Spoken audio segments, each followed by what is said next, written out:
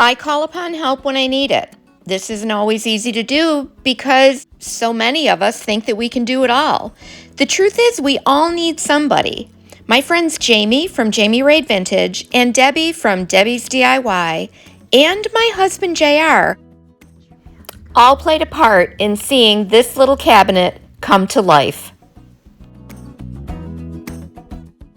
It was all going to be a big surprise to see what the three of us did with these extra pieces of transfer that we had left over from other projects. This is the story of the traveling transfer. I'm going to take an old cabinet part from our vintage stash, some milk paint, and a piece of the new IOD Transfer Floral Anthology. I'll show you how it took a team to create this cute little side table.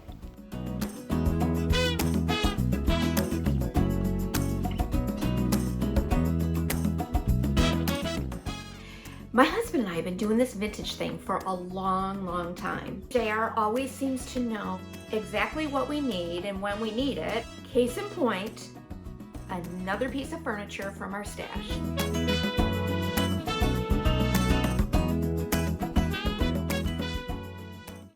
I had a vision for it. I wanted it to be something different than what it was, but I needed my husband's help in order to do that. This old cabinet was covered in layers of brown and blue enamel paint, so the first order of business was to sand the daylights out of that piece to get a smooth finish for my milk paint. And then I gave it a thorough cleaning, both inside and out.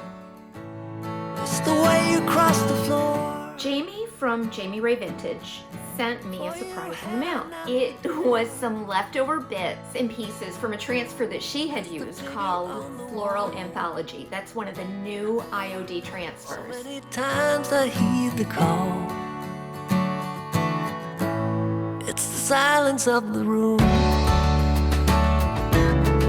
the way you turn before you bloom. Debi from Debi's DIY sent Jami some bits and pieces from a transfer that she was using, and so on. Milk paint can be tricky. Because I was going to be adding a transfer to my piece, I wanted to be sure that I would have very good adhesion with my milk paint. So I mixed a little bonding agent with the milk paint. That way I would be sure that it had a nice smooth finish, but that it was also stuck like glue to my piece. I wanted to be sure that I had a finish that wouldn't start chipping after I had my transfer applied to it.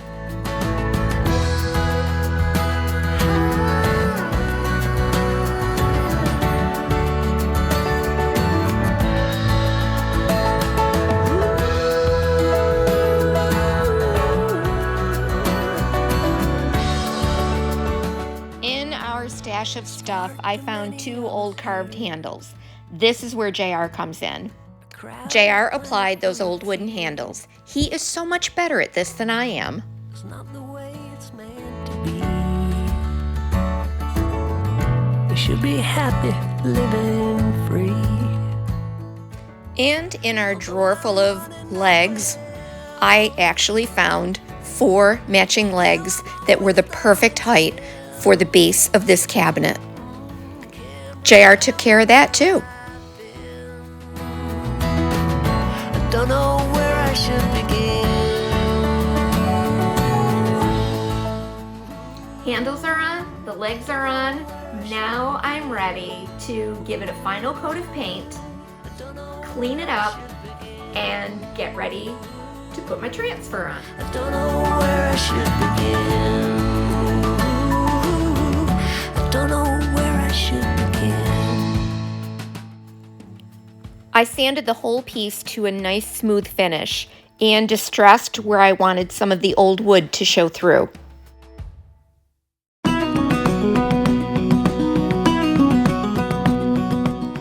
Now wipe back all of the dust. Milk paint can be tricky. It can have a chalky finish that can resist a transfer. It's really important, no matter what paint you use, to do a test area first to make sure that your transfer will adhere. I look for a little piece that I can cut out from my main transfer. Mine worked out just fine, but you may need to apply a top coat before applying your transfer to milk paint or chalk paint. The most important thing is to test that area and make sure that you have a clean, dust-free finish. Because I had just one page of the IOD Floral Anthology Transfer that Jami sent me, I had to be very strategic in how I used it. So I played around with the placement until it made sense to me. And I cannot wait to get to know you. The grid lines on the IOD transfers make it really easy to create a straight edge. Using the applicator tool, rub the transfer until it releases from the carrier sheet. I lift that sheet as I go just to make sure that I have good adhesion. You want to make sure that that transfer is really stuck. So go ahead and burnish it with a soft cloth or a bit of the transfer backing sheet. With a very worn sanding block, you can distress the transfer. You are most welcome here. Now I'll repeat the process on the top of my cabinet.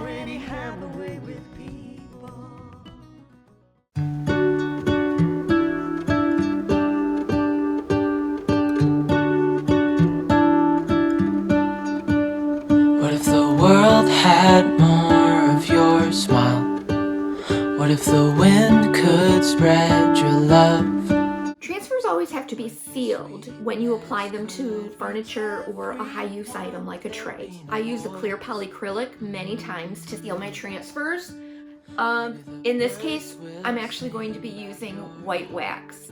The white wax will be enough to seal my transfer in place and give my piece the durability that it needs. Your joy to the ones who lost their hope. After the wax is dried, I buff it to a soft sheen. Jami and Debi have taught me so many things. They have an incredible business sense. They're always willing to share their successes and their failures with others. I wouldn't be doing videos if it weren't for Debi. You fill my head with roses. I can't help but dream away. I wouldn't have the excitement for my business if it weren't for Jami. With you and flowers everywhere. Maybe there is a star. I have needed them both in different ways to grow my confidence, to grow who I am, and have that reflected in my business. We all need someone. Like a JR to help finish a project. We need a Jami and a Debi to be encouragers and friends, people in our lives that share what we love.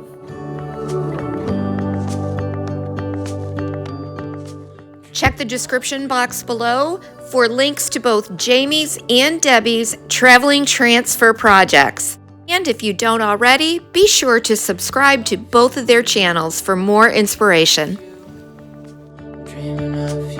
All of the products that I used for my project, including the new IOD Floral Anthology Transfer, are linked in the description box below.